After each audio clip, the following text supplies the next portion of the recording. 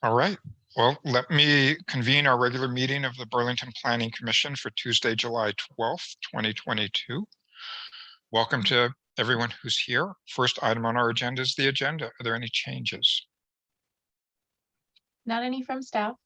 Don't see any. Okay, then we will move to item 2, which is public forum. This is an opportunity for members of the public to speak to the commission on pretty much any item they would like.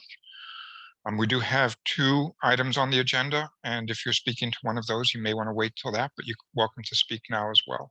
Charles, do we have anyone? Andy, we do not have anybody this evening as of yet. Okay. Oh, I do see one hand for Barbara Hedrick. Okay. I don't, oh, I'm sorry. Yep. All right. Why don't you let Barbara in? Barbara, you've got the mic. Okay, thank you. So I'm speaking tonight about the proposed zoning amendments for the Trinity Campus Overlay District.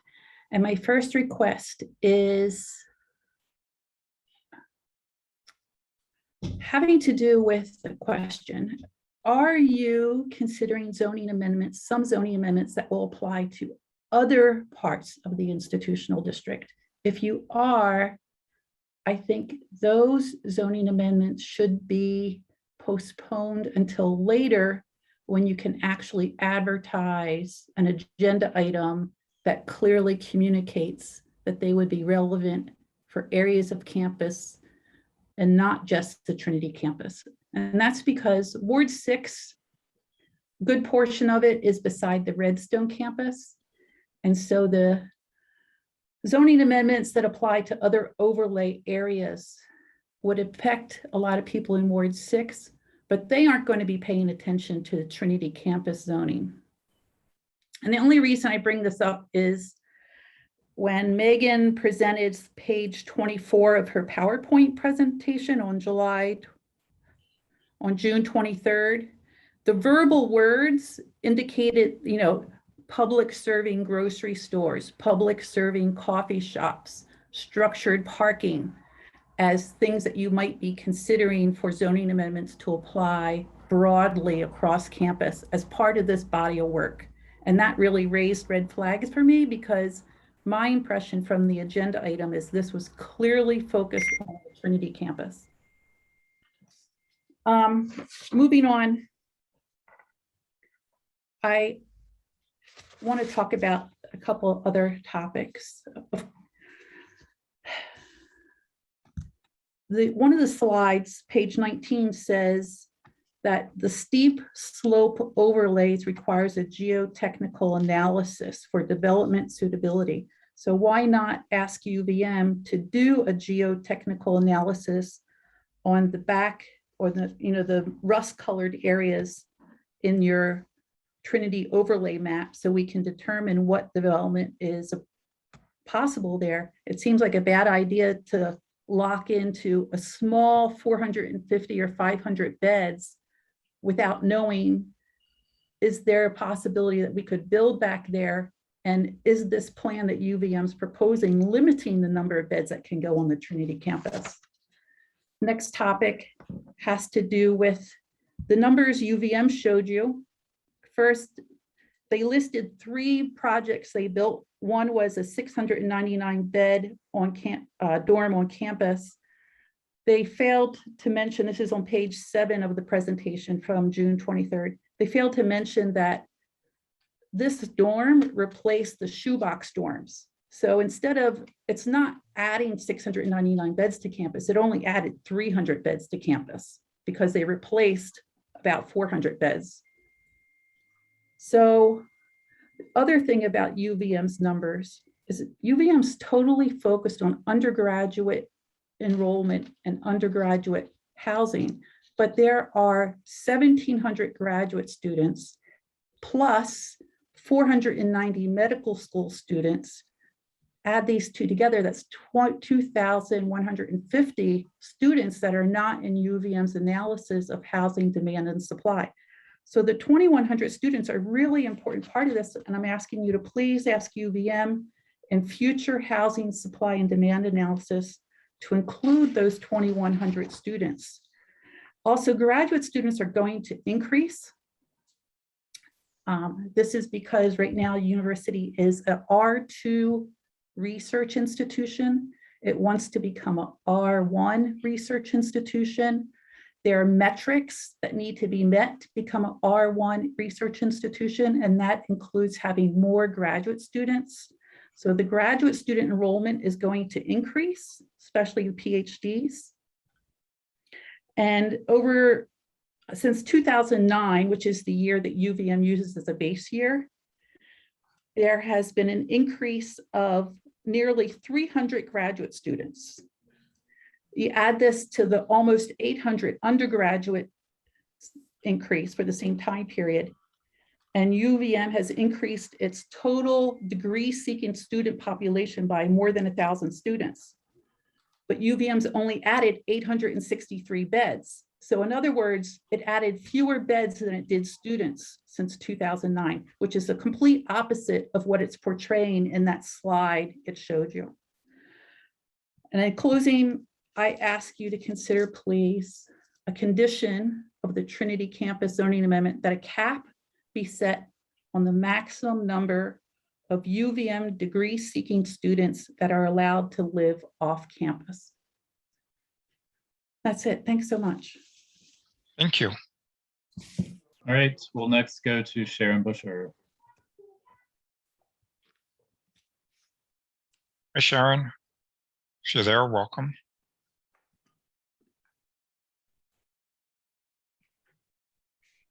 Can you hear me? Yes. Okay, thank you. I always find it very informative when Barbara speaks. So I wanted to call your attention to the fact that I sent another communication.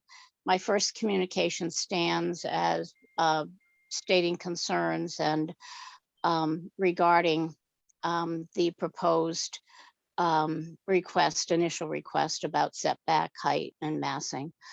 The second communication is, as I wrote to Megan, it's a stream of unconsciousness because I didn't edit it, I didn't relook at it, so it really doesn't flow well. But it did bring up some points from that meeting that I wanted all of you to be aware of, my take of what the residents that attended that meeting had to say, some residents had to say about the proposal and about UVM's willingness or unwillingness to partner with the city to help solve the housing crisis.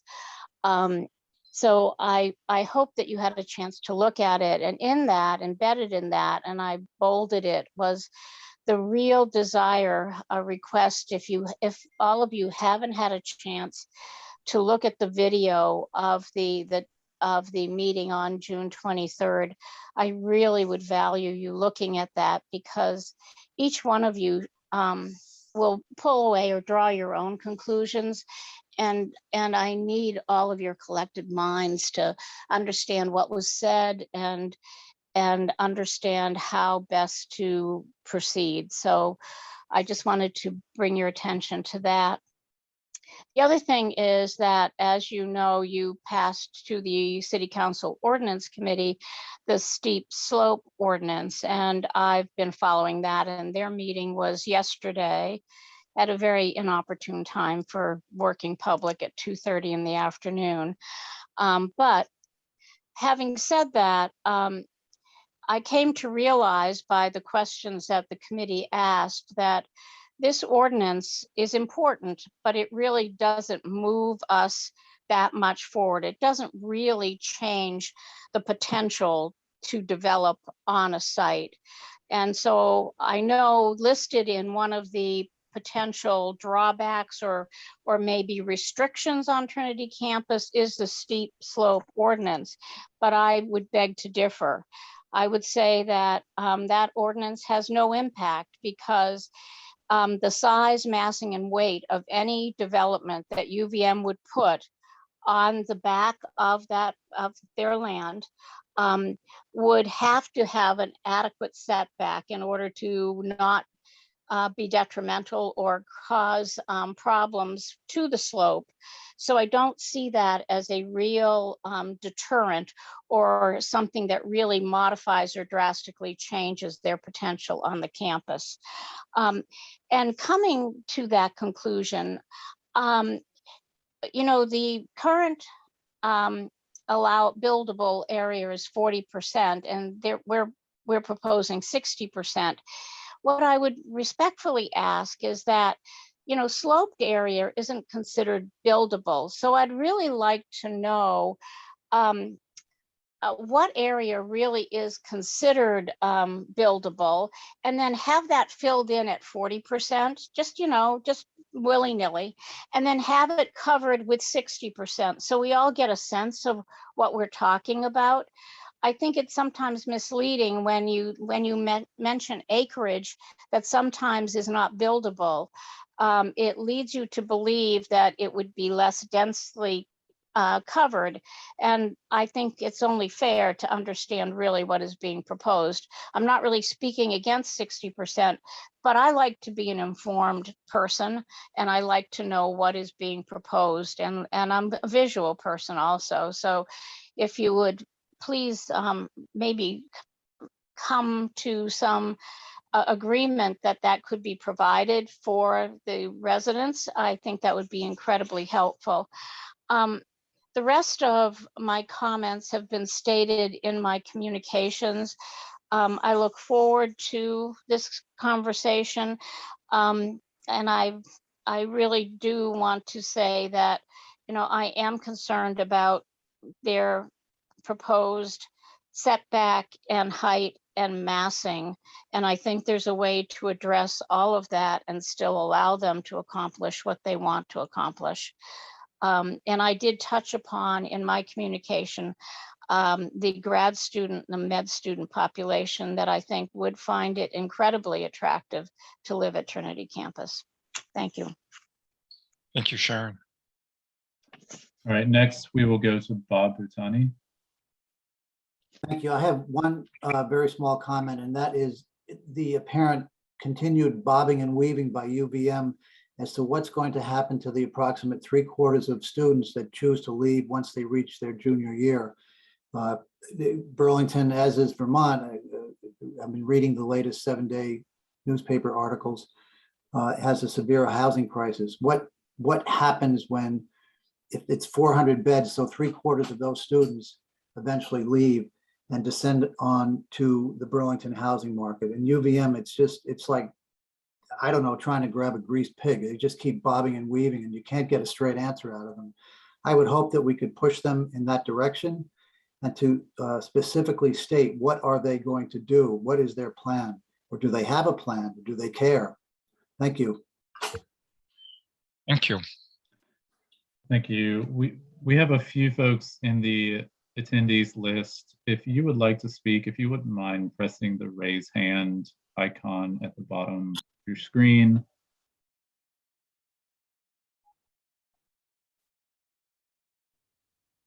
Specifically, we've got a James Dufour, Joe, Karen Paul, Lisa Kingsbury, and Amy Magyar. Are they all wanting to speak? No, I believe they're just listening in. Again, if you would like to speak, if you don't mind pressing the raise hand icon at the bottom of your screen.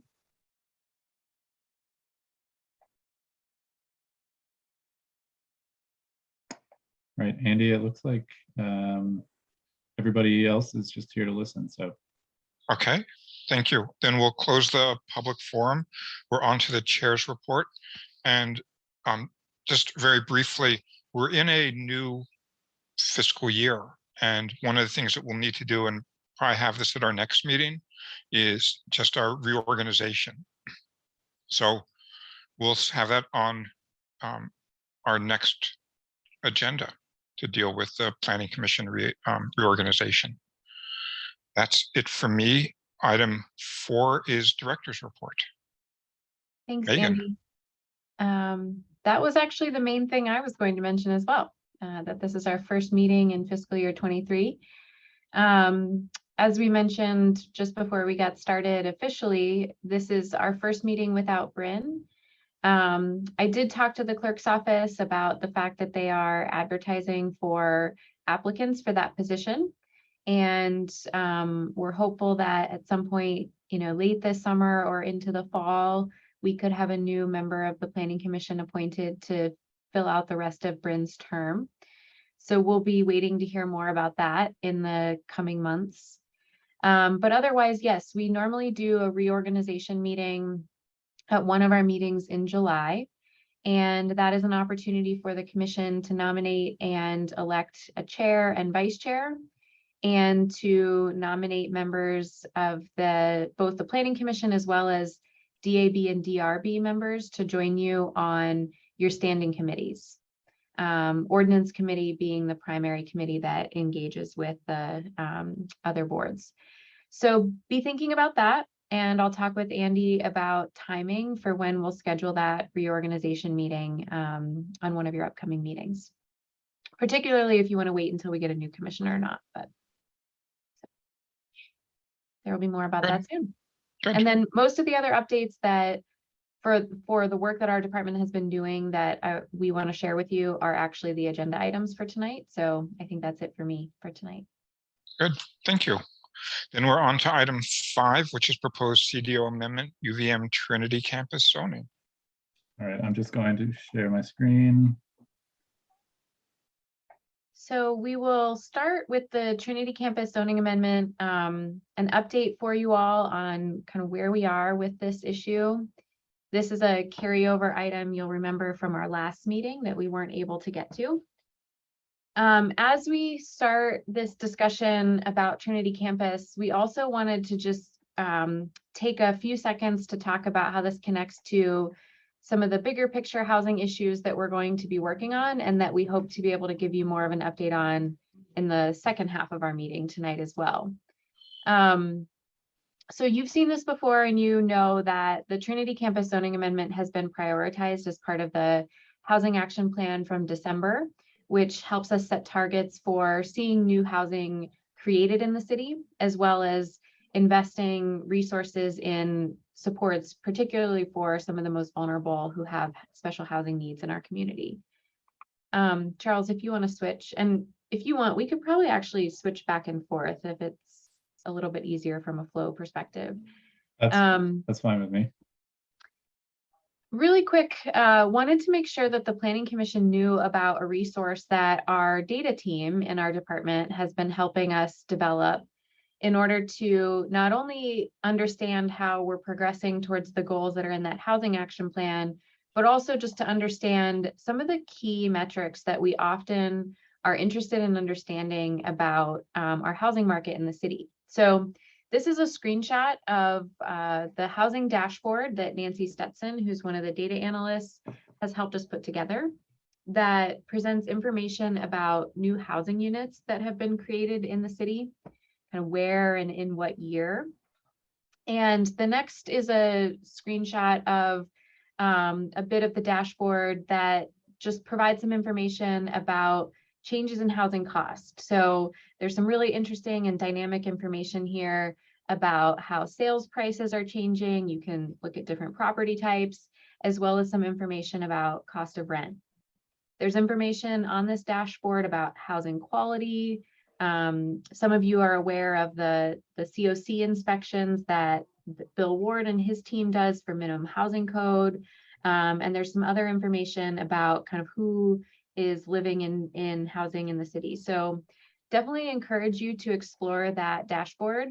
And if you have suggestions for things that you think would be helpful to see there, we'd love to hear your feedback as we continue to develop this.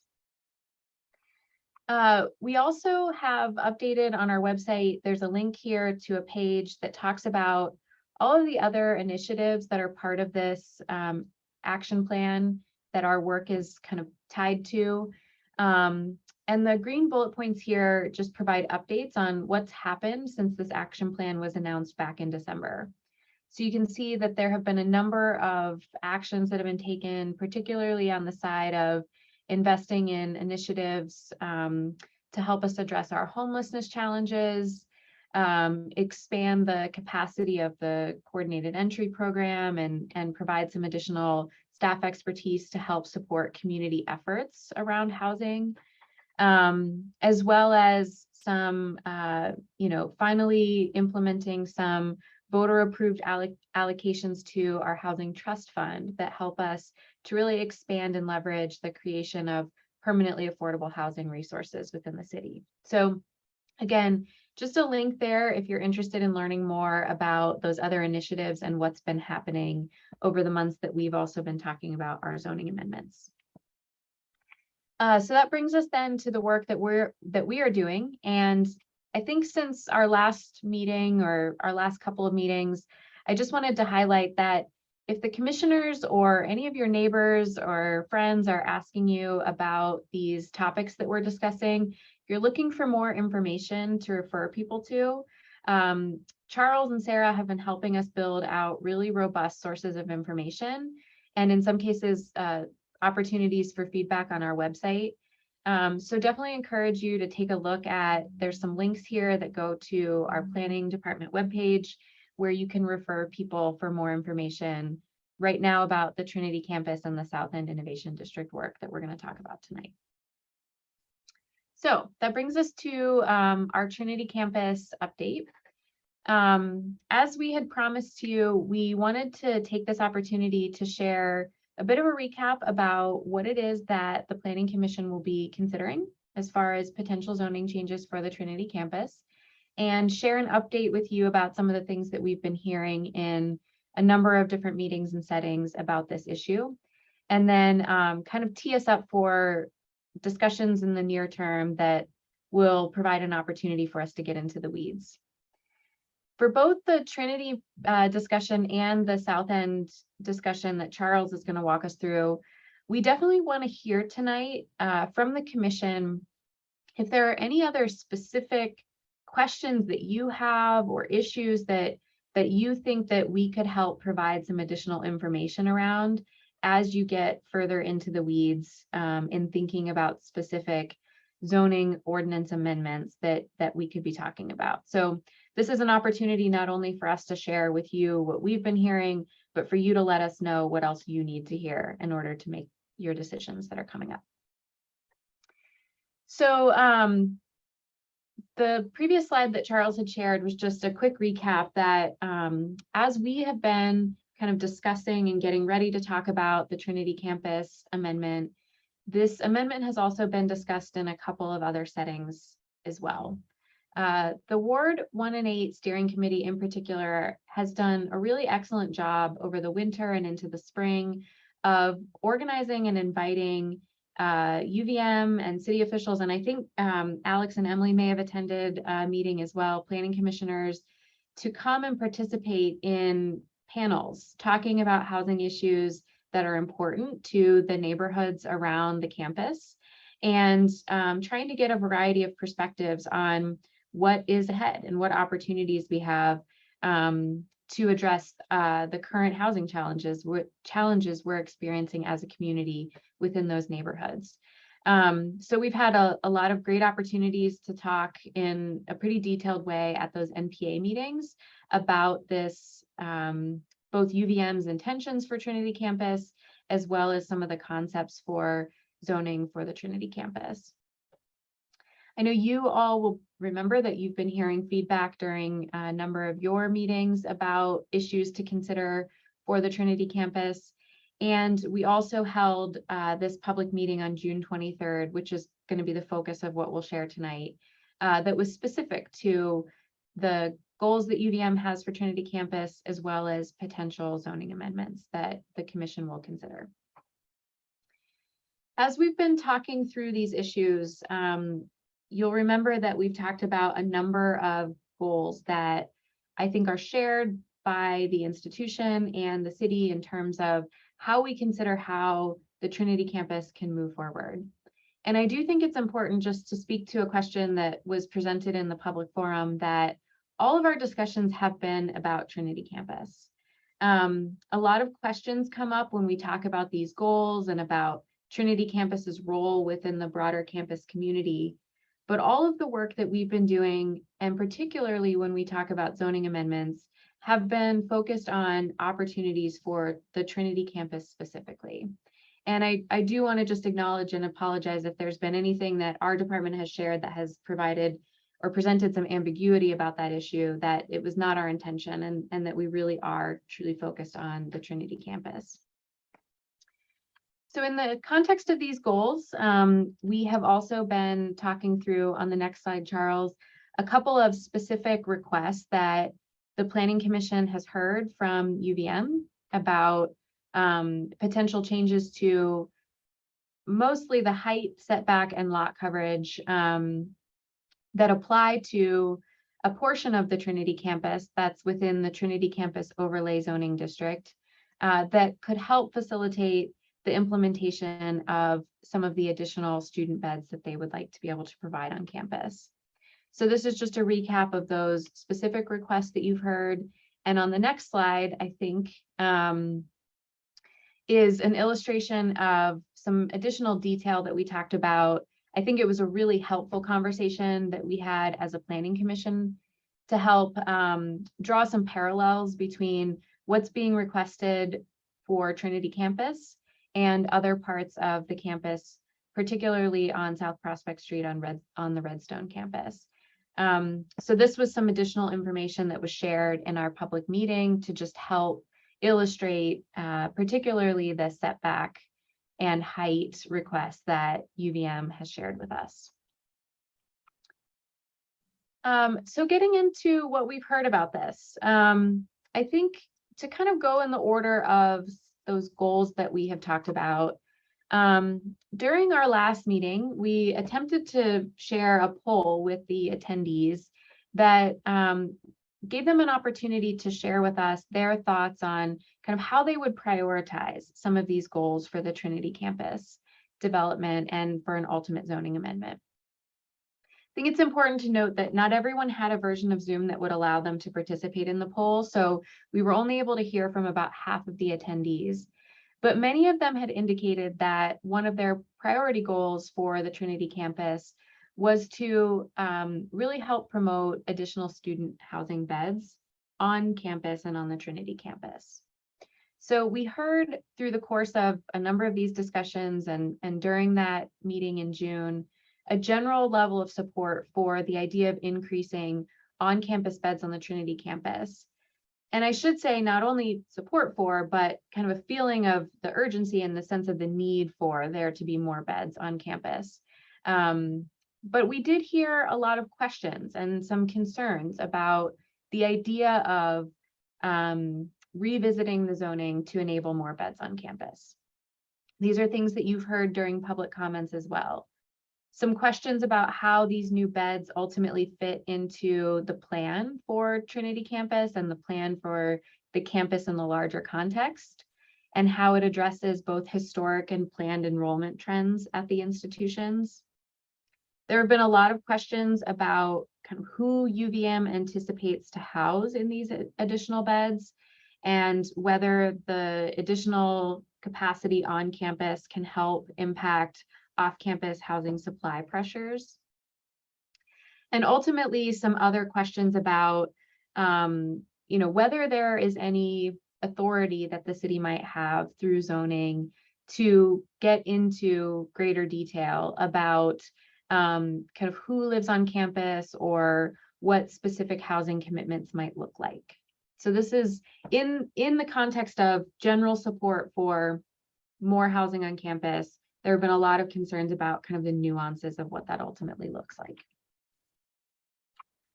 On the next slide, some information about what we've heard about the related issues of how the Trinity campus community becomes a more vibrant community that is attractive for a broader range of students as a housing option or a housing location. One of the things that UVM had shared as being one of their goals is really about kind of enhancing the sense of community on the campus and trying to find ways to activate areas of the campus that will create an inviting environment for students who live there or are using the campus for other purposes. There were mixed reactions to the idea of some of the changes to zoning that would help both allow for the creation of additional housing on the campus and kind of the orientation of where those buildings might be located. You will remember that UVM shared a couple of images that helped us visualize some of their ideas about where new buildings might be able to be placed on the Trinity campus. And I'd say generally there have been some favorable comments about kind of what that looks like. But those comments have been offered with questions about how we make sure and how we could further refine any changes to the setbacks or the height limits for new buildings, just to continue to ensure the compatibility of new buildings on the campus with homes along Colchester Avenue. You heard tonight, and we have heard from a few others, some concerns about changing the setbacks. We've definitely heard fewer concerns about the idea of increasing the amount of development on Trinity campus kind of further back from Colchester Avenue. But the primary interest has been kind of in that edge along Colchester Avenue. And then in general, we've heard from several folks who are really interested in, and I think this is something that the planning commissioners were also interested in, about making sure that there's adequate landscaping and some way to kind of look at the design of new buildings along Colchester Avenue to, again, ensure that there's a vibrant streetscape that's being created along Colchester. Again, to come back and address some of the questions that you heard in the public forum, as well as some of the extensive comments that you received in writing before tonight's meeting, there was some question during the meeting on June 23rd about the option of having some non-residential uses on the Trinity campus. And I think it's important to be clear that this is really an effort to support the goal for, again, the Trinity campus to be a place where there's a lot of activity happening that can support essentially a neighborhood community for students that are living on that campus. There have been some other discussions and some people who have expressed that they really like the type of small scale commercial uses that are on Colchester Avenue today. And there have been some people who have expressed interest in the potential for some limited neighborhood serving commercial uses that could also be part of re-envisioning Trinity campus. So while that issue is very much up in the air, we have been trying to get some feedback on, people's level of interest in seeing some, limited kinds of commercial uses on the Trinity campus that could help support that vibrancy and mix of uses. So we've heard some openness to some of those ideas. There are more people, I would say, that have been interested in ideas about additional campus amenities that could make the campus more attractive to students. And some that have expressed a preference that the majority of the space on Trinity campus is really dedicated to housing, and to kind of limit the area that's used for non-residential purposes. So I think moving on, the last topic, the last set of goals were really about synergy with Colchester Avenue, and how we manage parking resources for Trinity campus. We've certainly heard less feedback about this, but I would imagine that it will continue to be an important issue as we get further into this discussion. You did get one communication that had a question in it specifically about how any changes to the setback along Colchester Avenue would help facilitate or preclude the implementation of some of the improvements that were part of the Colchester Avenue plan that was adopted by the council.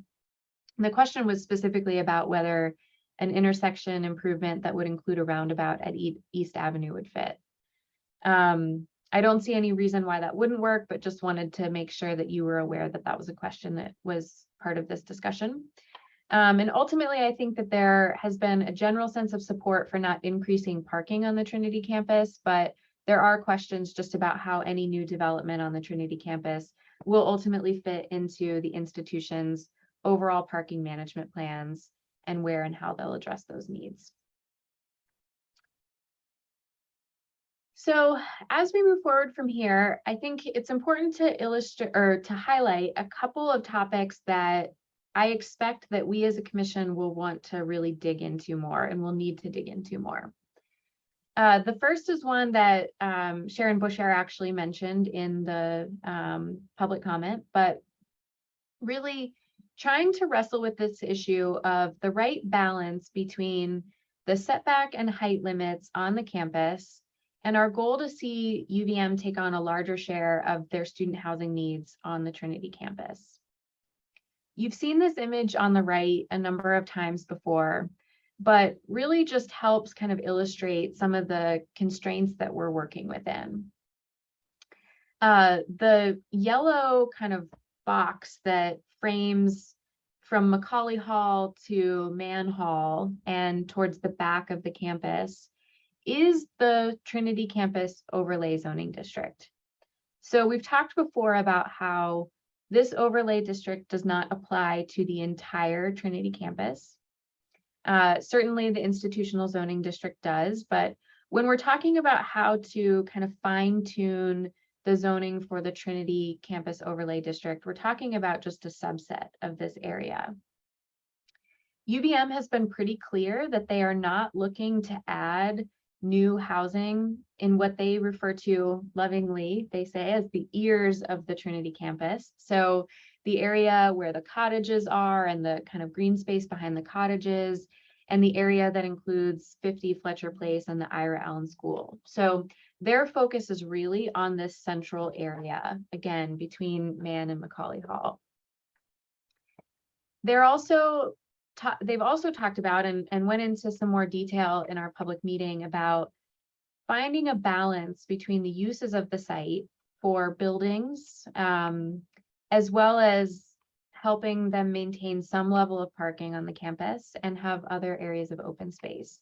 And I think the next slide is just a quick excerpt of one of the resources that Lisa Kingsbury shared in our public meeting last month that helps illustrate how they're thinking about the future of the Trinity campus in terms of land banks, which is one of the primary ways that UVM plans for future land uses on their campus. So they're really looking at kind of a limited area of the Trinity campus overlay area as an area for future residential development in general. And then again, to touch on a last issue that I know that Sharon Boshier also raised during the public comment on the next slide is just a reminder that not all of the Trinity campus is necessarily a suitable location or a highly suitable location for new development. So this is the map of those steep slopes that Sharon had actually referred to. An area that you have recently talked about in terms of requiring additional geotechnical review for the suitability of development in these areas.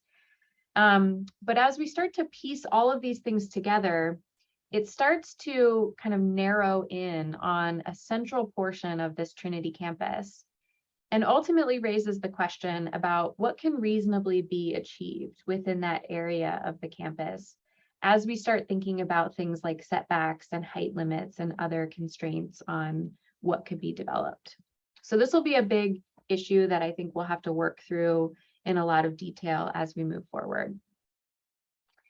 The other two issues are about these additional considerations that we had asked the commission about in your meeting a couple of meetings ago. And again, for clarity, we presented these questions to you for your consideration and discussion as they relate to the goals for the Trinity campus, not for all of the institutional zoning district.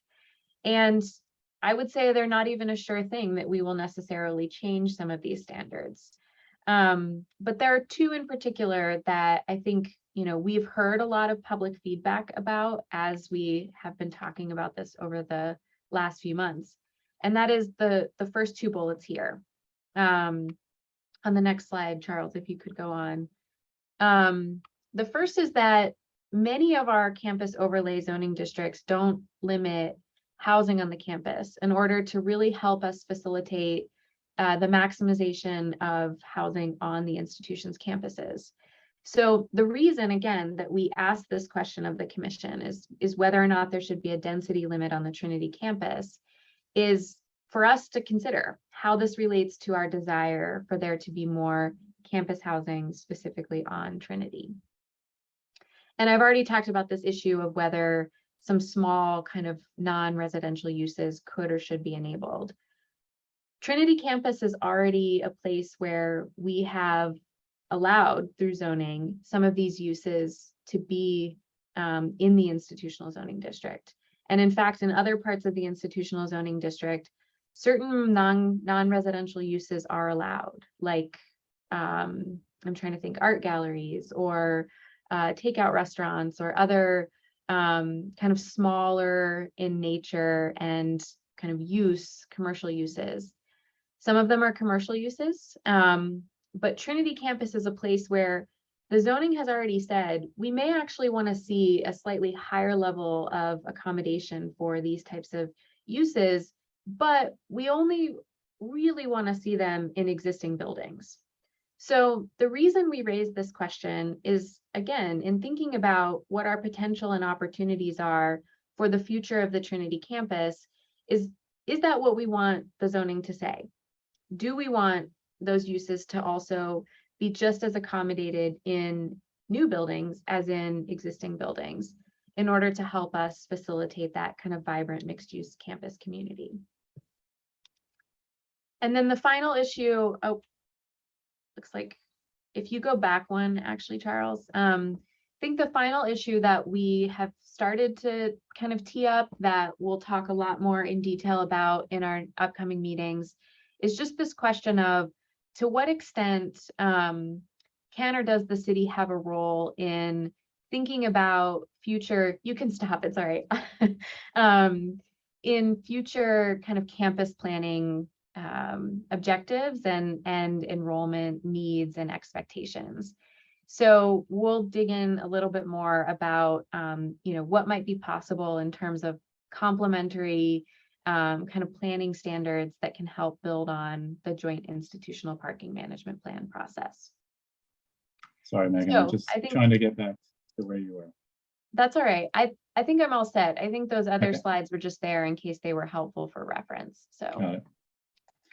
if you want to stop sharing, that would be fine. And and that way we can see the commission. So anyways, I think that was what we had prepared for you in terms of a recap. Oh, and I do see that Bruce has joined us. Let's add him here. So again, I think just looking for any other kind of questions or information that could be helpful for the Planning Commission as we start to move in the direction of discussing these standards in greater detail. Thanks, Megan. So why don't we hear the comments from the commission, and then Megan, I want to come back to you for more direct, go back to the specific questions that you had and make sure that we respond to all of them. So we'll start off with just general comments, and then we could go to the specific questions that you have. And feel free, if you have responses to any of those specific questions, feel free to give them at this point as well. But I want to make sure we prompt them so that we do address them. So Alex, I saw you wanted to speak. It's a specific question. Is that okay, Andy? Because I mean, it's. Yep. I mean, it's a. Megan, I apologize. I'm probably going to ask you this question every time. Maybe I should just tattoo it on my hand. But where does the setback for Trinity actually start? Because this is. I have a follow up to this. Yeah, no, and I appreciate you asking this question because it did come up and we spent a bit of time talking about this in our public meeting as well. So typically, and I know we talked about this in the context of the BHS amendment recently, but typically the property line is around the back of a sidewalk when you're talking about the general context. So when we're Sorry, when you say the back of the sidewalk, do you mean the part closest to the house, or the part closest to the street? The part closest to a house or a building. Yep. So thanks, Charles, for pulling this image up. This was something that We added this line on this image during the meeting a couple weeks ago to help illustrate this point. So, you know, kind of where this, in these images where you see the sidewalk edge merge into the landscaping that's on the campus properties here. That's typically, in a lot of cases in the city, that's where you would see the start of a private property. And we would usually measure the setback from that place. In the context of Trinity campus, the setback, the property line is actually set back a little bit further from the sidewalk than what is normal. So this yellow line is trying to just roughly illustrate where that property line might actually be located on the Trinity campus. So when we're hearing a request from UVM about the potential for a 25-foot setback from the property line, we're using that yellow line as the starting point, which really means that we're talking about close to 40 feet total from the inner edge of the sidewalk. So that this slide was really helpful, something that Lisa Kingsbury put together to help illustrate that point. Thank you, Megan. Appreciate that. I'm going to commit that to memory. So, You're I mean, welcome. it's quite clear that UVM is the Trinity campus it's not rolling acres of green space on which they can build. The back of the Trinity descends into a ravine. You couldn't construct there without. So they're limited. They can't, to me, it's pretty clear. That's why they're asking for us to change the setback. If we keep it at 115 feet, they're going to be severely constrained on what else they can build there. So that was my baseline comment. Thank you. Good, thank you. Who else? Michael?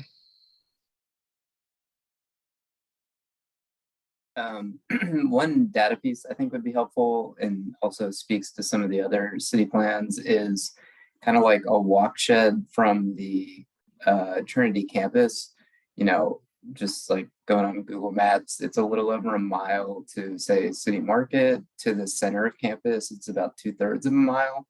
So if you don't have neighborhoods serving retail like commercial activity, you probably get people in cars driving more.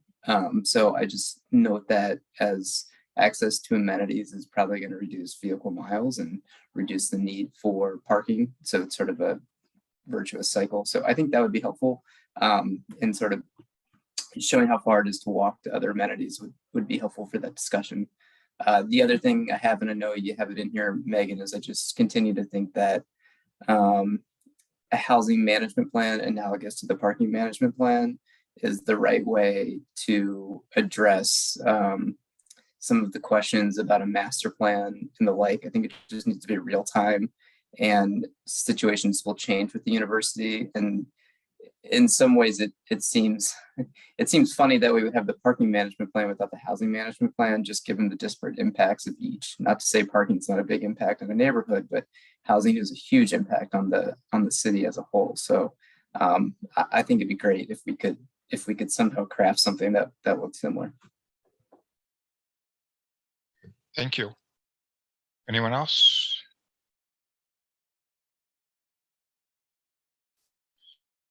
Alex, back to you. I don't want to take anybody else's time, but we're not voting on this tonight. This is not a public hearing, so what? We just take in the information? Nope, So- yeah, sorry, Andy. If you want me to answer that, or if you can too, that's fine. I'll take a stab at it and see if we have it right, and then you could clarify whatever I say that might be off. As I understand it, there are some specific questions. There's the general concepts that Megan and Charles need feedback on, but then they have some specific questions also on those particular items that Megan highlighted, that there are decision points that need to be made. And so they're asking us to see if we can make decision points on which direction to go in on some of those particular items. Yeah, and the only thing I'll clarify from that, Andy, is just that I don't necessarily need that feedback definitively tonight. The questions presented at the end were more to help preview what I think will be some of the the sticky issues that we'll work through in our upcoming discussions. So if there are any reactions that you have at this point that we should be aware of, or information that you think will be helpful for you to work through those sticky issues, I think that's what we would want to hear from you tonight, so that we can be as prepared as possible to help you with that discussion. Megan, since it seems like the general comments and some specific comments have been made, Mhm. do you want to go through those list of questions that you have? And just Sure. see if there's any more feedback that people have for those.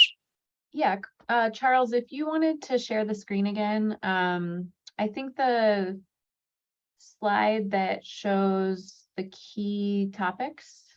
And we'll take them one at a time. And there may not be feedback beyond what you've already said or what folks have already said, but we might as So well if you- address each one. Megan, If did you you wanna- say you don't want feedback? If you if you want to go back, Charles, just one slide, I think kind of starting here with this balance of setback and height limits relative to how we see infill. I think this is the first big issue.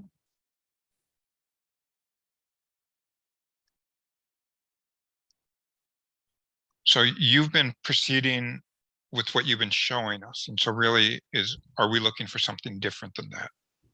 Is that a fair way of saying it? I think if the commission has any general sense of other information that would be helpful for you to work through this question, like if you think any additional analysis of the site or any other images or diagrams to help us think about kind of the relationship of height and setbacks and site development capacity could be helpful, you know, looking for that kind of feedback. If you generally are feeling today like you don't think it's appropriate to change the height or the setbacks, I think that would be something important to hear, just kind of at the high level. Any comments, questions on that one from the commission? And I actually can't see everybody, so let's just see if I can. So if you have any, just go ahead and speak out. And hopefully we'll take turns. No one is speaking. I just have one brief comment on this one, Okay. which has to do with the way we measure the setback, not what the setback is as you're proposing it, but you're proposing basically that it be measured from the property line that's about 15 feet or so from the inner edge of the sidewalk.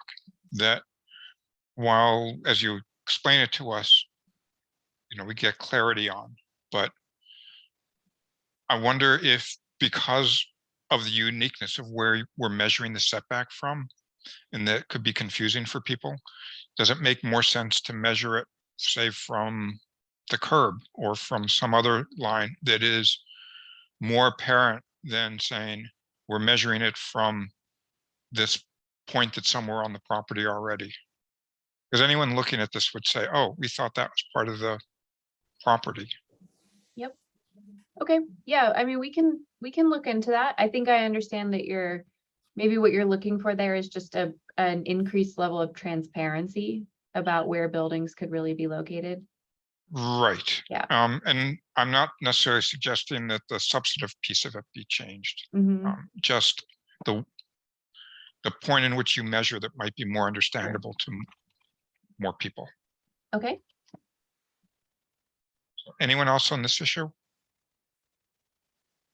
What is the yellow line showing? It's showing the proposed 115-foot setback. It's not, I thought it was a lot less than that. I thought it was 25.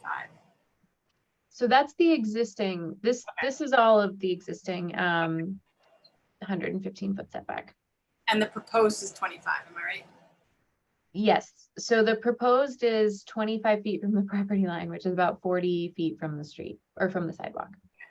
And if you Megan- look at the buildings that are around, the houses that are, I guess, to the north of Colchester Ave, or to the right of this picture in Fletcher Place, those all seem like they're pretty close to the road, right? They're less than 25 feet.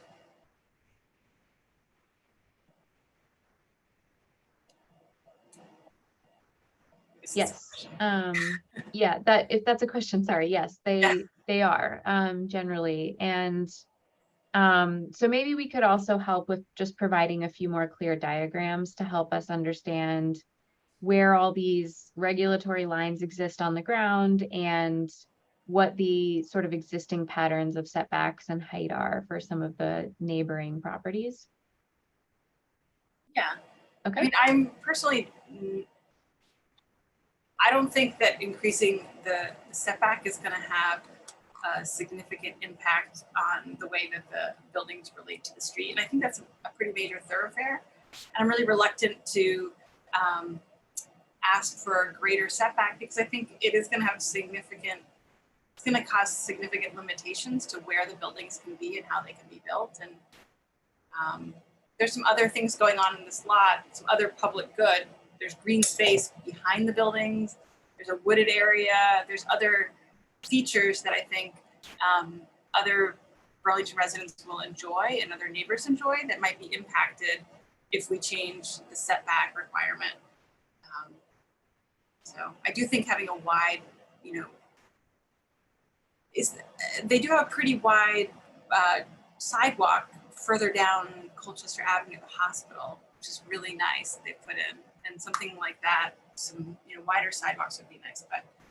But my point is, I'm reluctant to increase the setbacks in order to improve the experience on Colchester Ave because I think it's going to have detrimental effects to the lot as a whole and some of the features of the lot that maybe neighborhood people and people of Burlington enjoy more than your driving experience or walking experience on Colchester Ave. Great, thanks, Emily. Alex, did you have your hand raised during? I did. I was just wondering who owns that other 15 feet, but that's not really important. I think it's probably part of the road right of way. Okay. All right. So I think that's the feedback for this question. Okay. And this is a series of questions. So Andy, I think we heard some feedback from the commission about these questions at your last meeting. So if the commission feels that they want to go through them one at a time, that's fine. Otherwise, we didn't really present a whole lot that was new here. So if there are just any other reactions to any of these, I guess then would be helpful. Maybe just go through them and reflect back on, as you recall, what the discussion was and the direction that you're going in on these. And then we could make sure that we're all in alignment on that. I think on the first question, again, whether or not we should have a limit to the number of beds that could be created on the campus. I don't recall hearing a ton of specifics. I think just in general, there was a sentiment that a major goal is to try to maximize the number of on-campus beds. So that's the main thing that I recall from the commission's discussion. I believe that's correct, unless if anybody thought otherwise, speak out. But I think the way you just summarized it is pretty accurate. Okay. On the next one about the limited commercial, I did note Michael's comment just a few minutes ago, and the request for some additional information to help contextualize whether these types of uses could help support a mixed use or a vibrant neighborhood, I guess. Are there any other comments about this issue? I do think at the last meeting, the commission felt comfortable with the idea that we could treat these uses the same in existing or new buildings, which is one of the main issues today. Yeah, I was going to say that as well. I think that's right. That at our last meeting, the commission thought that it would be fine. It didn't have to be restricted to just existing buildings. Mm-hmm. Again, anyone recall differently or have a different thought at this point? I don't have a different thought. I mean, I think this would seem, tell me if I'm wrong, that this would seem to focus these kinds of uses to activating a community and not to be, completely attractive to the non-university public.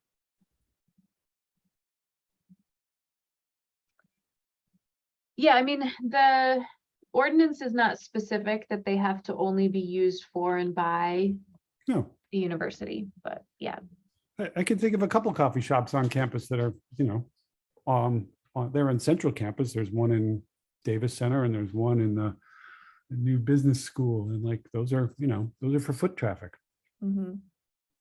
I know that the main cafeteria at the hospital during the pandemic, they still stock a bunch of grocery items, prepared food, as a benefit for employees who are stressed for time and may not be able to get to the grocery store. I mean, you can buy a 3-pound bag of powdered iced tea there. I don't know how many of those they sell.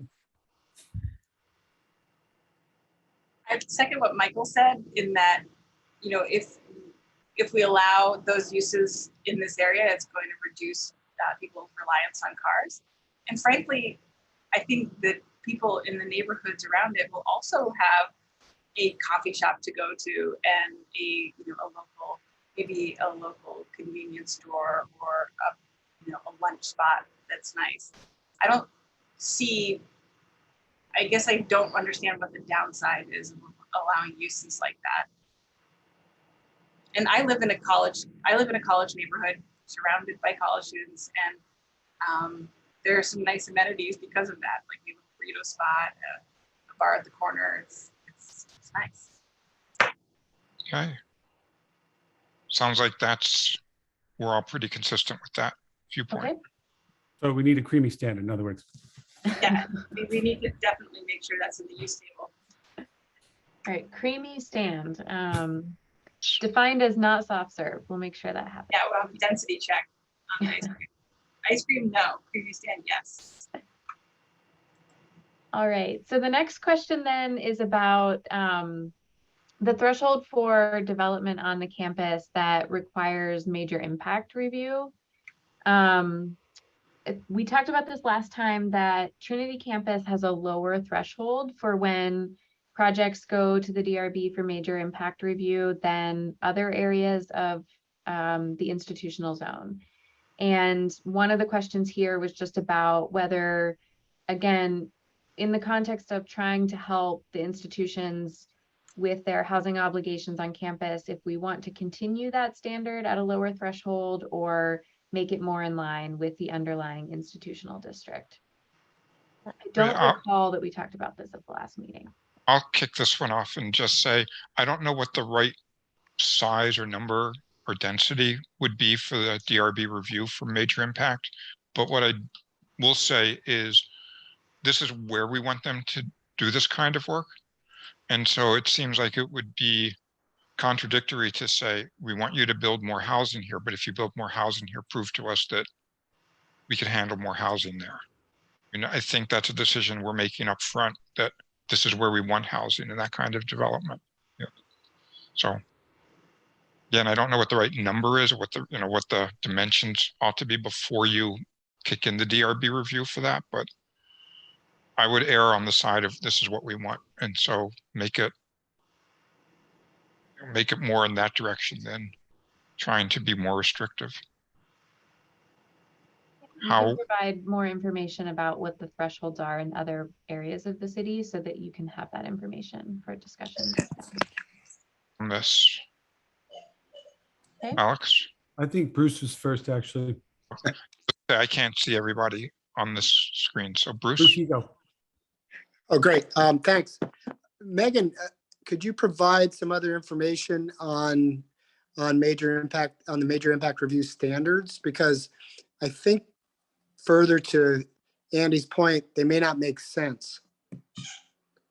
In other words, we may have already made the determination that, for example, this neighborhood for fire safety purposes can support intense development there. Okay, sure. We can provide more information about what that major impact review looks at. Definitely. Anyone else? Great. Then, Megan, any other questions on this point? Or are you all set for now? No. Okay. And then the last point is just about kind of the complement to the parking management plan process.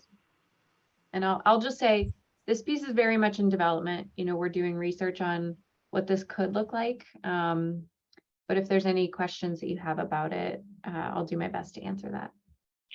Any questions for Megan on this or comments on this? Bruce? I did register the ones that Michael had shared before.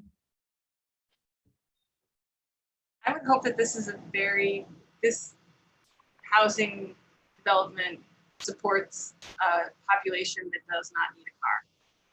And it is walkable to campus, and there will be some amenities on site so that people will not need to bring a car.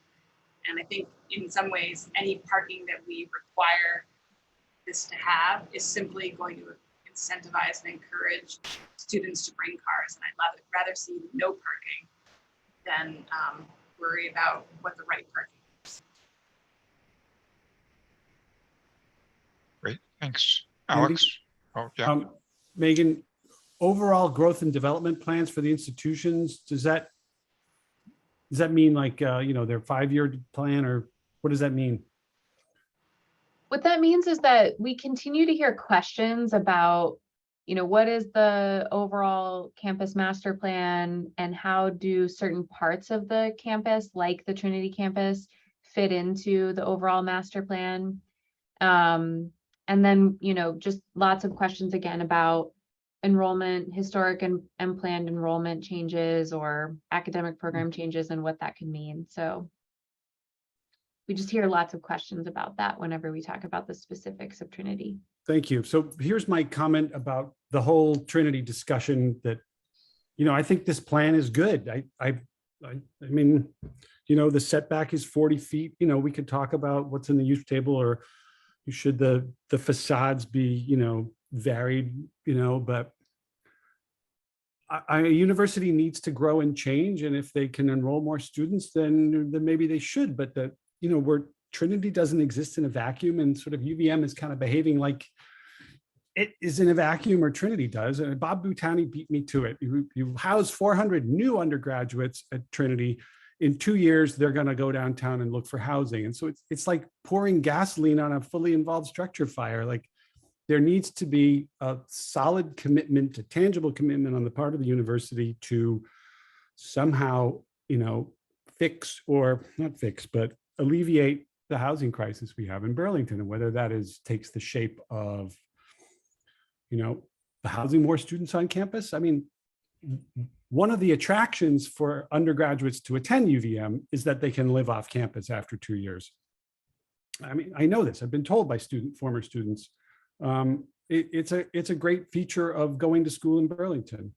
So whether UVM's commitment takes, and it's beyond the scope of this planning commission, but whether UVM's commitment takes the shape of building housing for students, or building housing for employees, or just building affordable housing. I mean, even, you know, the hospital is building some housing for employees. It's not a lot, but it's a start. There's even a theater company in White River Junction that said they will build 30 housing units for its employees. I don't know if you've been to White River Junction, but it ain't Broadway. So if a theater company can do it, I think the university can do it. I mean, it could even take the form of a contribution to the Housing Trust Fund, or, you know, they could substantially increase their pilot payment. And there are many different ways to do this, but I just don't see how we can continue to talk about increasing undergraduate enrollment in Trinity campus without it being part of the larger picture here.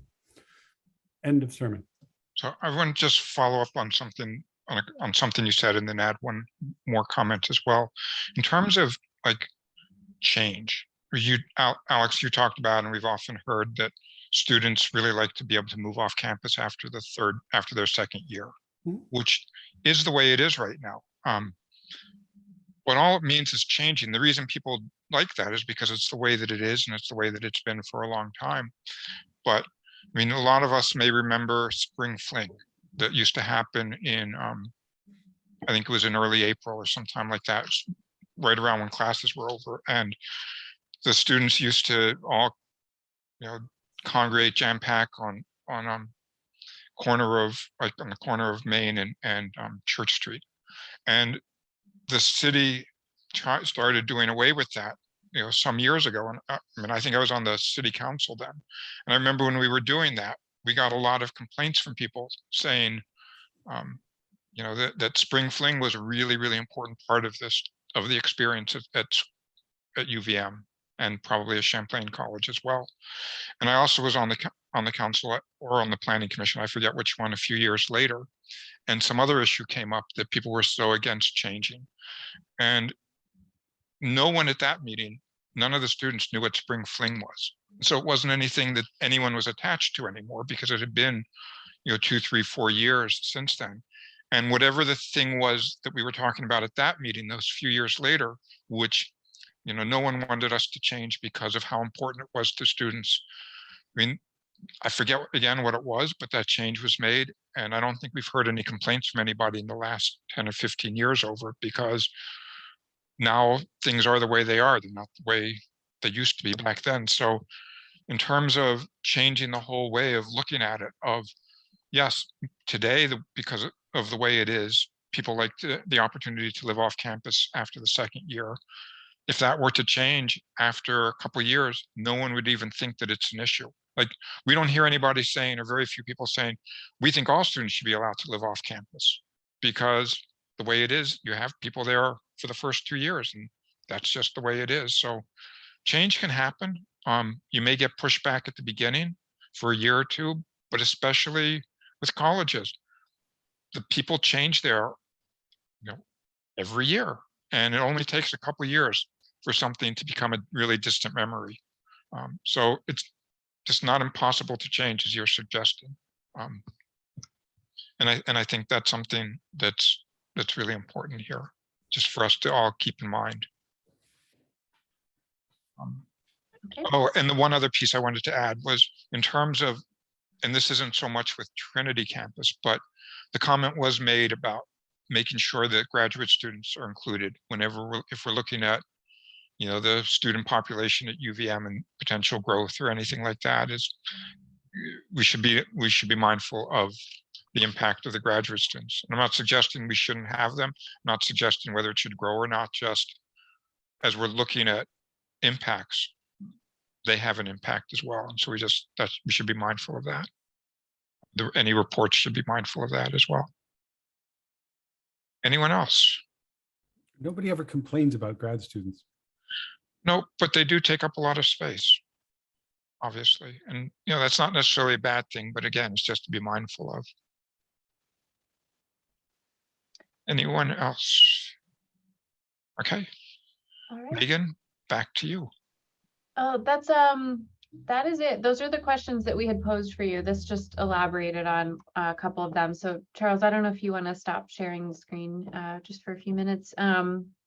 So yeah, I think our plan will be then to come back to you in one of your upcoming meetings to provide some of this additional information that you requested on some of these key issues, and then start to talk about some of the specifics of what a zoning amendment can look like, start to outline that. So that'll be our next steps on this.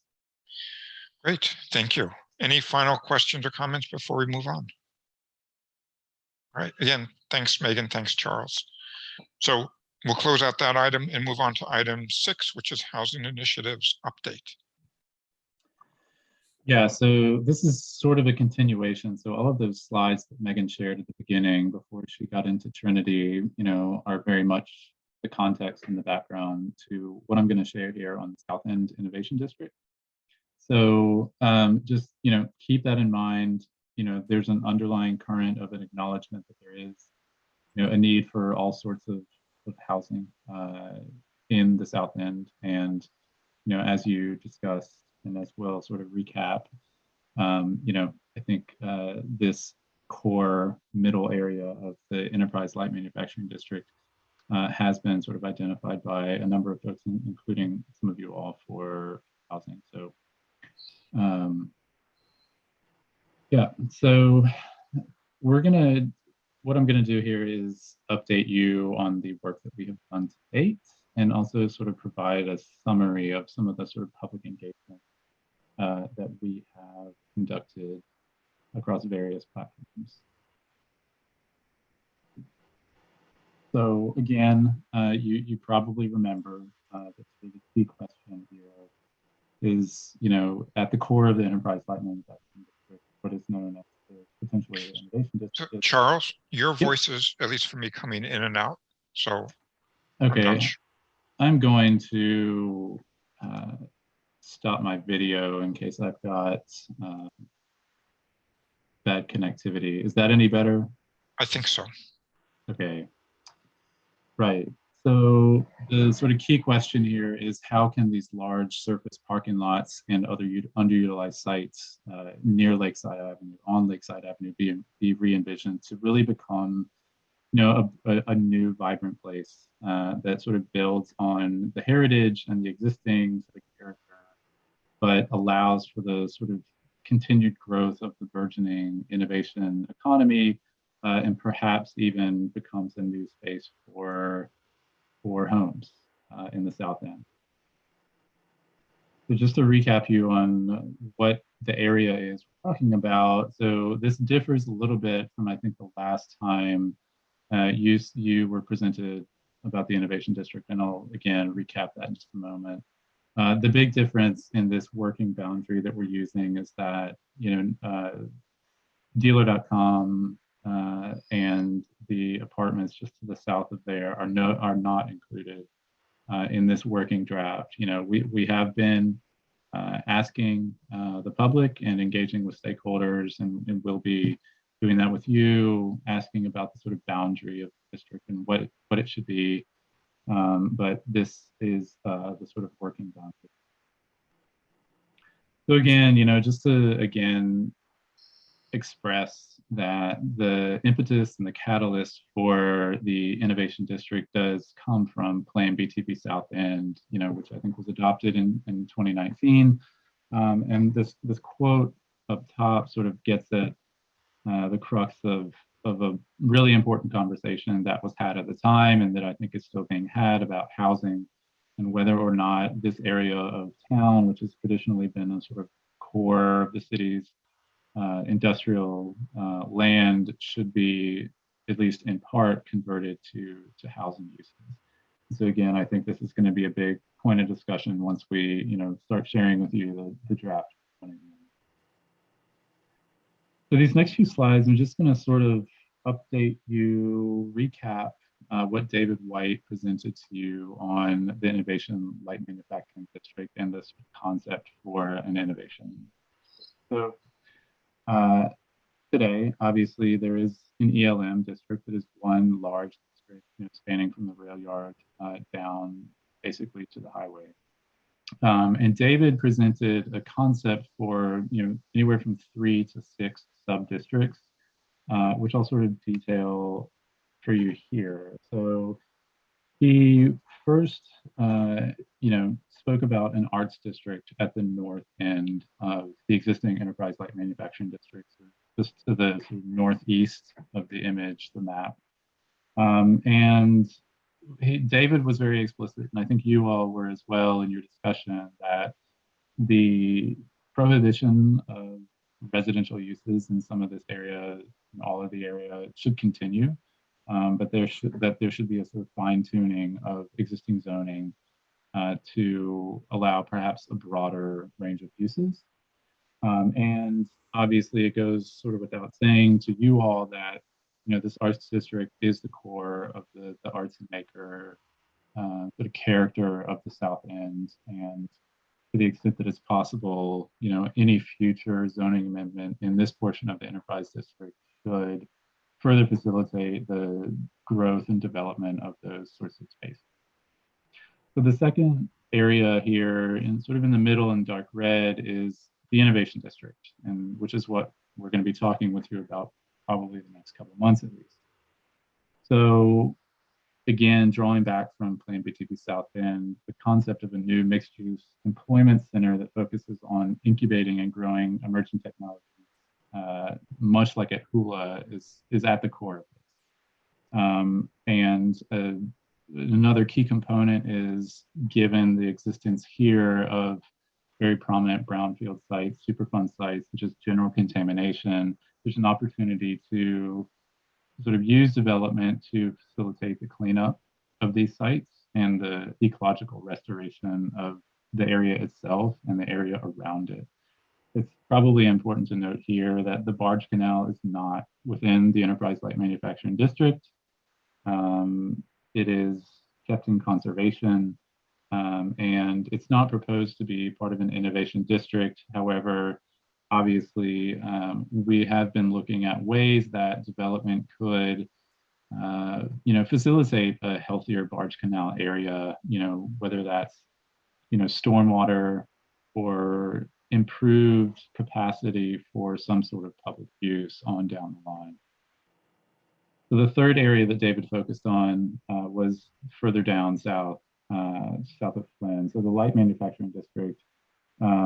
So you all, I think, were very explicit in your conversation about this portion of the enterprise district, in that it should remain focused and primarily a place for light manufacturing, and that this has always been an important part of the sort of south end of Burlington, and that should remain so.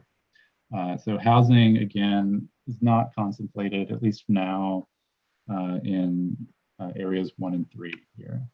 So the others, and David touched more lightly on these in his presentation, the Enterprise Rail Yard, Pine Street, sort of just south of Callahan Park, and the Enterprise area just around Flint Avenue.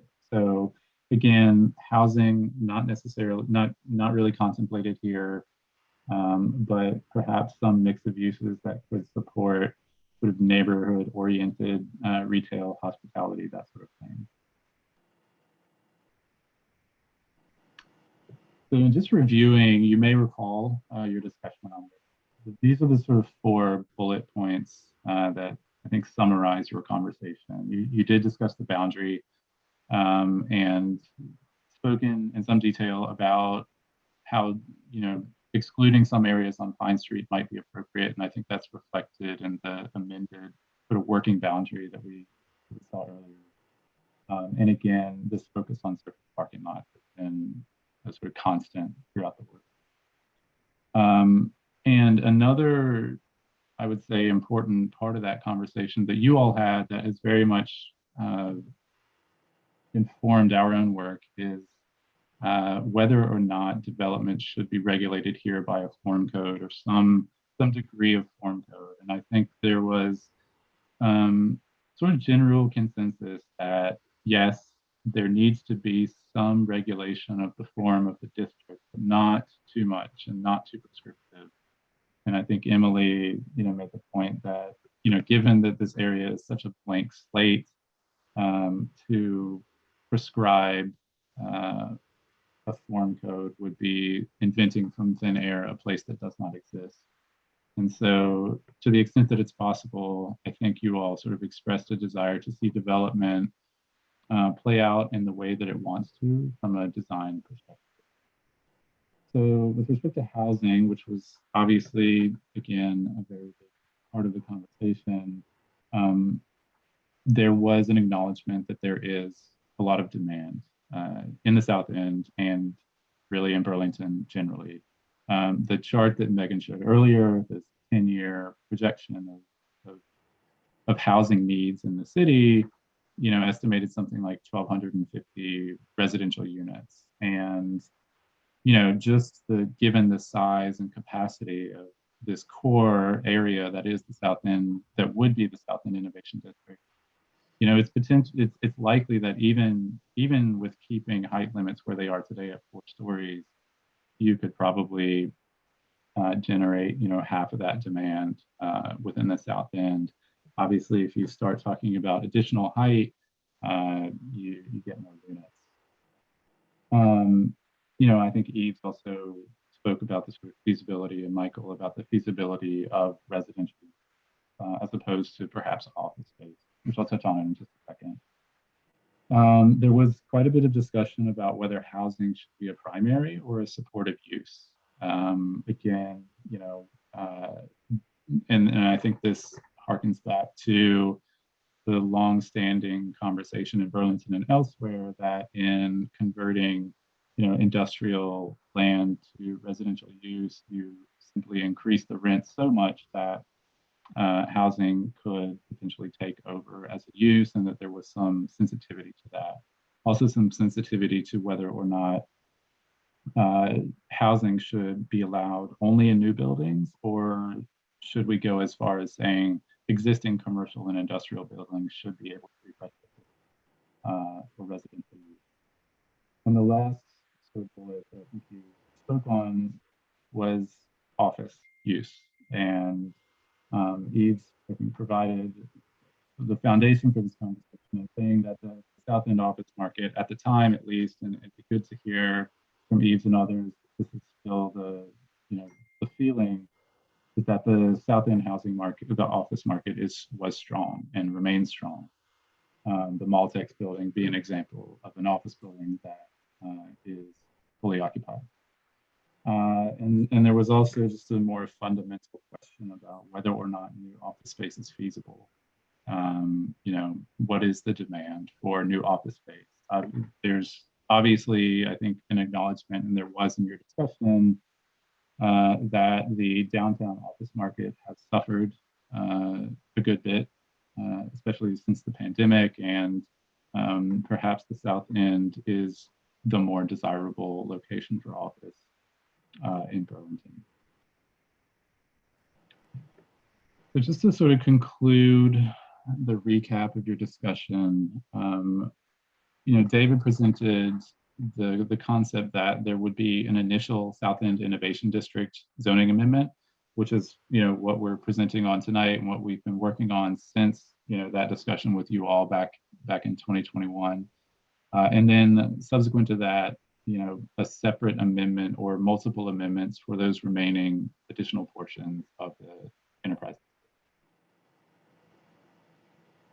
So that sort of concludes that recap, and I'll now jump to the work that we've been doing to date and sort of how we've been conceiving of this work. And I should assure you that all of that discussion that you had has very much been at the heart of what we've been doing. I know it's been a while since you all saw some of this work, but again, all of that discussion has been really important to us in advancing this.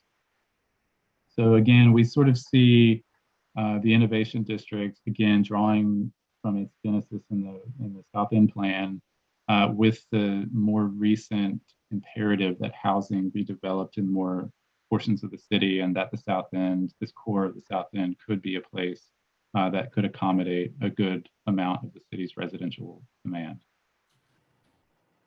So the sort of working intent here with the Innovation District is that it should be a very urban district that is vibrant, that it should have a mix of uses and scales and building types and types of land use.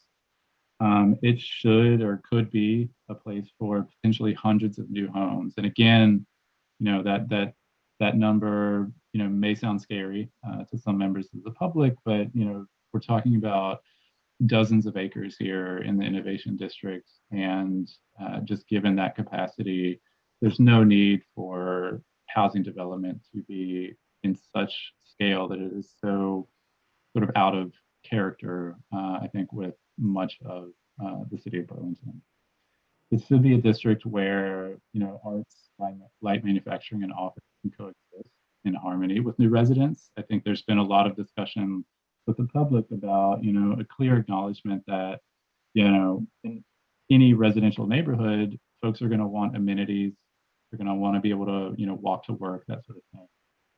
And finally, the concept of innovation should extend through really the entire development of an innovation district, in that it should seek to limit emissions, clean water to the extent that it can, with things like green stormwater infrastructure and just protecting the water bodies around it.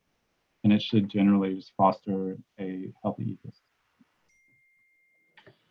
So now I'll review the public engagement work that we've done here, and interspersed with this, you'll see, some of the concepts, the sort of working concepts that we've been working on. So since March, I've been on staff now for about 4 months, and I've been working on this pretty much from day one. Megan and Samantha Dunn from CEDO have really been carrying the torch since that October presentation to you all, if not before. So again, the work is ongoing.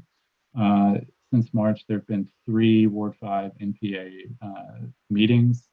I would say one of those was, at least 2 of those were, typical meetings where we presented the concepts of the South End Innovation District. And one of those meetings was really managed by the NPA itself as more a listening session for us. And I'll document in just a moment, what we heard in those NPA meetings. In addition to that, we have a group of stakeholders that includes property owners and representatives or advocates of the arts and maker community.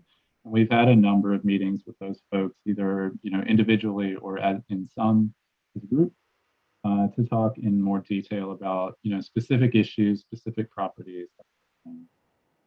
We have had one in-person public meeting in late June at Generator.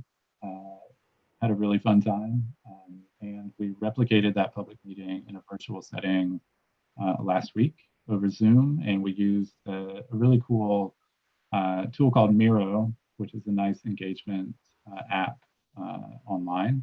And finally, we have created an Esri story map, which is a really great repository for information on the history, the context, the rationale, some precedents for what the Innovation District is and what it could be. And should shout out now, Sarah Morgan, our new planner, has done great work on this. And so I would urge you, if you've not already, you should check out the story map. We can share the Miro link with you as well. So the Word 5 NPA, again, to the face up here. Hey, Charles, you got a little hard to hear there. I don't know if your headphones are a little bit directional in your mic, but. Oh, I don't have a mic, but is that any better? Can you hear me? I can hear you right now pretty clearly.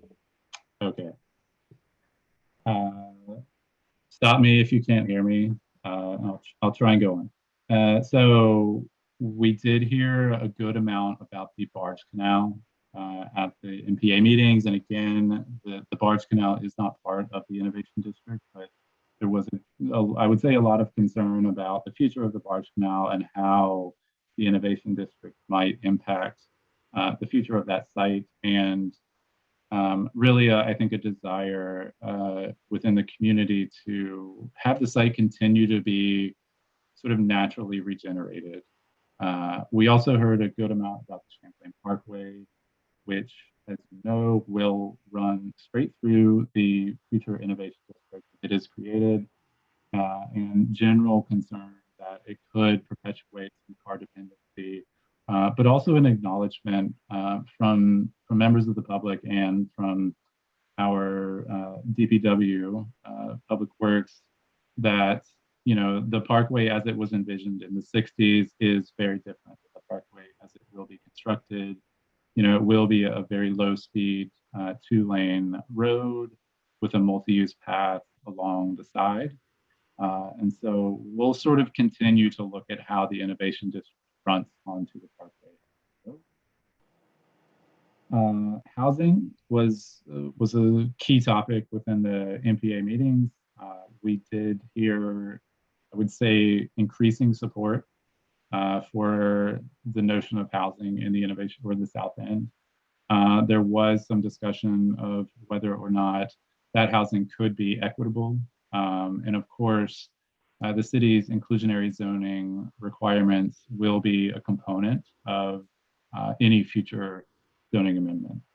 And the final sort of topic that we discussed at the NPA, or that was brought up at the NPA, South End Multimodal Center feasibility study, which is being managed by the Regional Planning Commission with support from VHB, that is looking at whether or not the city's 68 Sears Lane property could accommodate a transit center, perhaps a combination parking structure, transit center that could be a sort of multimodal hub for this part of the South End. Our two public meetings, again, at Generator and on Zoom, we had about 45 attendees total, although on Zoom, we had quite a few more people registered. That night ended up being a really beautiful night in Burlington, so I suspect that some folks, decided to go down to the lake rather than sit on Zoom. But the good thing is we have left the Miro engagement board, which I'll share more information about in a moment. We've left that live. So hopefully those folks who registered and couldn't attend will participate in the engagement. And that engagement really has 4 themes, those being land use, district scale, public realm, and the boundary of the district itself. So this is a screenshot of the Miro board. Again, we'll share the link with you and the members of the public who are here today. Essentially, this is a replication of the boards that we shared at the meeting at Generator, where participants were given a set of stickers, a green sticker, which was the highest priority, down to red, lowest. And we asked folks to prioritize these themes or on different boards, the characteristics of development of the district that they would like to see. We left space for, sort of virtual Post-it notes, and we've recorded all these comments. And so ultimately, when we do bring forward a draft amendment to you, we should have a very sort of clear idea of, where the public stands on a range of issues. Again, the story map, this is again a screenshot of that story map. Check it out if you've got time. Really interesting history of the South End, some nice precedent innovation districts from elsewhere. And I think we've found it really helpful for people throughout this engagement process, folks who maybe feel like they don't have enough of a sort of background knowledge on this part of the South End and what it's all about. So looking at the sort of concepts that we are working on with the zoning framework. So Charles, we lost you a bit there.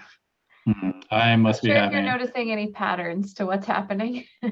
Yeah, no, I am not. I'm sorry. Megan, if you want to take over, that's fine. I'm not getting any notification that my network quality is bad. If you want to try to just kind of move through the last slides here quickly, we might be able to hear you well enough to catch the end. Yeah, I think so. So we have been looking at land use, and we'll share this presentation. Uses that we're proposing not be permitted in the district include, single-family dwellings and hotels, heavy manufacturing. We asked questions about land use. I pulled out some of the comments on the left, not inclusive of all of them, but sort of you can see where the voting stands on the boards. So generally a good amount of support for really most of these uses, except for, I would say, hospitality. There was a lot of opposition, at least in the public meetings, to hotels in particular. So with respect to urban form, this is obviously a concept that is driving some of the thinking. And we did ask questions about public space design and streetscape. You can see that prioritizing cars is not in favor within the public. Public space design, a lot of desire to see arts and green infrastructure be prioritized here. And generally shared streets and car-free streets has been something that people have expressed interest in. So with respect to urban form, we've talked a lot about active frontages and how the ground floor of buildings in the innovation district look and feel. And so we produced some drawings to ask some questions about, are you in favor of fully commercial ground floors? Do you feel like we should attempt in any way to prioritize, what we've called community space, which could include things like childcare, artist space, manufacturing space, that sort of thing. We did, again, if looking at these boards, a lot of green stickers on the limited commercial, unlimited community concept. So we can look at ways in the Innovation District framework to try and prioritize some of those. Just moving along, I'll let you sort of read these. A mix of building scales and forms has been something that we've heard great support for, actually. We asked questions about building height, and we saw actually most support for a mix of 4, 6, and 8-story buildings. Again, the height limit today in the Innovation District is 4 stories. And so potentially throughout the district or in certain locations, allowing up to 8 stories is something that has generally seen support for. So types of housing, mid-size apartment buildings generally are in favor. Triplexes though, and things like row houses and townhouses as well.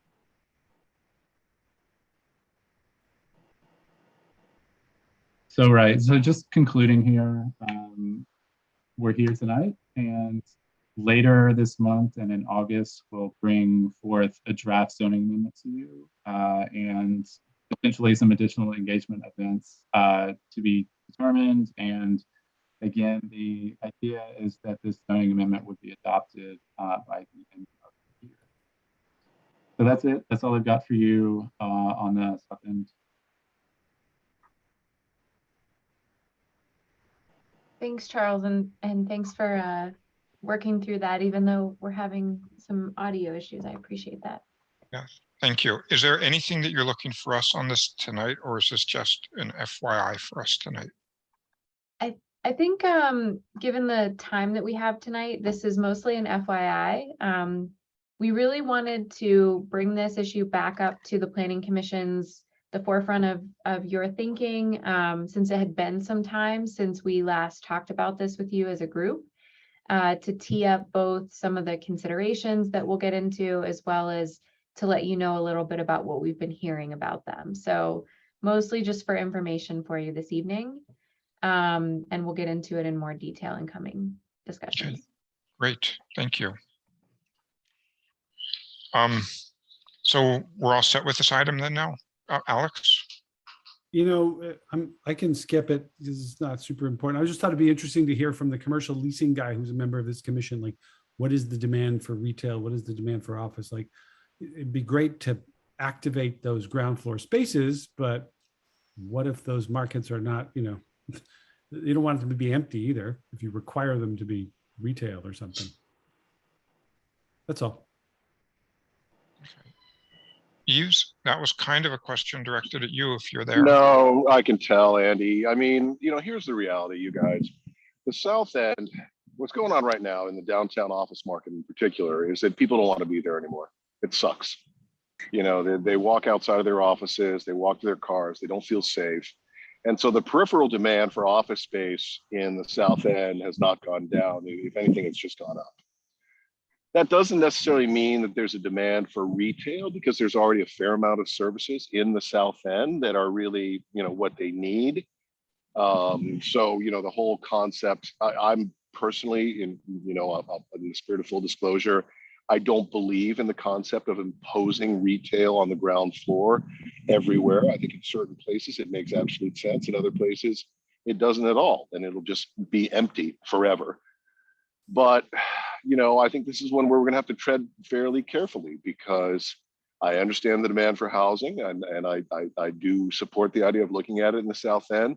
But at the same time, I don't want to shortchange the quote unquote future of Burlington, because I see it as a better conversion to convert some of the office space that's in the downtown to residential, and continuing to expand the footprint of sort of the new businesses, the techie businesses, the startups in the South End. which is what we've really seen in the last 15 to 20 years. So it's a very delicate balance. It really is. Thanks, Eves. Thank you. All right, anything else on this one? Great. Well, thank you again, and look forward to future discussions of future meetings on this. I think it's going to be a really good topic, an interesting topic. So we'll close that item out. We're on to item 7, which is commissioner items. Andy, could I, one just final comment about the last item? We had mentioned in the agenda that we would also give you an update on where we are with missing middle housing.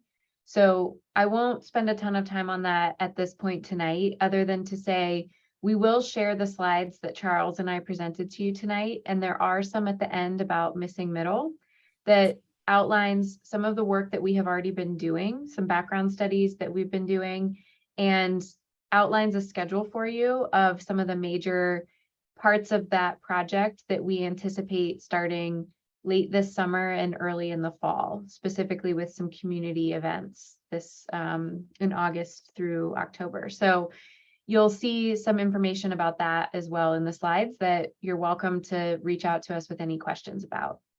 That's great. Thank you. Look forward to that discussion as well. I think that will also be a really good one. So item 7 is commissioner items. Any commissioner items? When is our next meeting? We usually have that posted on here.